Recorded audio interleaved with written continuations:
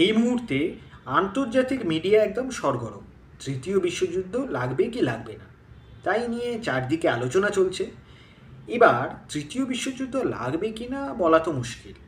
আমার মনে হচ্ছে লাগবে না, কিন্তু সে আমার মনে হওয়ায় কী বা যায় আসে। চারদিকে এই নিয়ে আলোচনা তো চলছে, কিন্তু তার চেয়েও বড় কথা আমার মনে হয় যে আলোচনাটা করা উচিত, যেটা হতে পারে, সেটা হচ্ছে যে পৃথিবীর ভারসাম্য পরিবর্তন হতে পারে। কীরকম? বা পৃথিবীর ভারসাম্য বলতে কী বুঝছি? সেটা হলো সারা পৃথিবীর ভারসাম্য, মানে সারা পৃথিবীতে কোন দেশ শক্তিশালী, সারা পৃথিবীটাকে কোন দেশ বা কোন কোন দেশ নিয়ন্ত্রণ করবে, এই ব্যাপারটা কিছুদিন বাদে বাদে কিন্তু বদলে যায়। যেমন ধরুন, দ্বিতীয় বিশ্বযুদ্ধের আগে পর্যন্ত বিশ্বের সবথেকে গুরুত্বপূর্ণ দেশ ছিল ইংল্যান্ড এবং ফ্রান্স, বা আরও ভালো করে বললে ইংল্যান্ড, তারপরে আসতো ফ্রান্স। এদের সেনাবাহিনী শক্তিশালী ছিল, গোটা পৃথিবীব্যাপী ছিল ইংল্যান্ডের কলোনি। পৃথিবীর বহু দেশ ইংল্যান্ডের দখলে ছিল, ইউরোপীয় বাকি দেশগুলোরও কলোনি ছিল, কিন্তু ইংল্যান্ডের মতো অত না। ইংল্যান্ড গোটা পৃথিবীকে নিয়ন্ত্রণ করতে বলা চলে। কিন্তু সেটাই বদলে গেল দ্বিতীয় বিশ্বযুদ্ধের সময় এবং দ্বিতীয় বিশ্বযুদ্ধের পরে।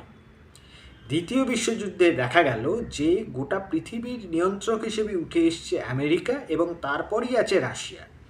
আমেরিকা এবং রাশিয়া এই দুটি দেশের দ্বন্দ্বেই তারপরের ৪৫ বছর মতো গোটা পৃথিবীর রাজনীতি এবং অর্থনীতি নিয়ন্ত্রিত হলো। আমেরিকা এবং রাশিয়া সংঘাতে জড়ালো, সরাসরি যুদ্ধ না হলেও একাধিকবার সংঘাতে জড়িয়েছিল, যাকে বলা হতো কোল্ড ওয়ার। সেই ঠান্ডা যুদ্ধ শেষ হলো ১৯৯০ সালে সোভিয়েত রাশিয়া ভেঙে যাওয়ার সাথে সাথে।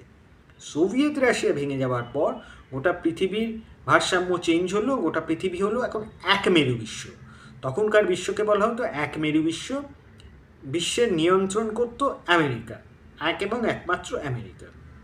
কিন্তু এই সময় ২০২৫ সালে দাঁড়িয়ে আমরা দেখব যে আরও ৪৫ বছর কিন্তু কেটে গেছে ১৯৯০-এর পর। এখন আমেরিকাই কি গোটা পৃথিবীটাকে চালাবে, নাকি তাকে চ্যালেঞ্জ জানাতে চলে এসছে রাশিয়া এবং চীন? রাশিয়া এবং চীন একসাথে মিলে কিন্তু আমেরিকাকে সামরিকভাবে এবং অর্থনৈতিকভাবে চ্যালেঞ্জ জানানোর একটা চেষ্টা করছে। তা এই পৃথিবীর ভারসাম্য কি আবার পরিবর্তিত হবে, নাকি আগের মতোই আমেরিকা কেন্দ্রিক হয়েই চলবে, সেটা আমরা বুঝতে পারবো আগামী কয়েক দিনে বা কয়েক মাসে।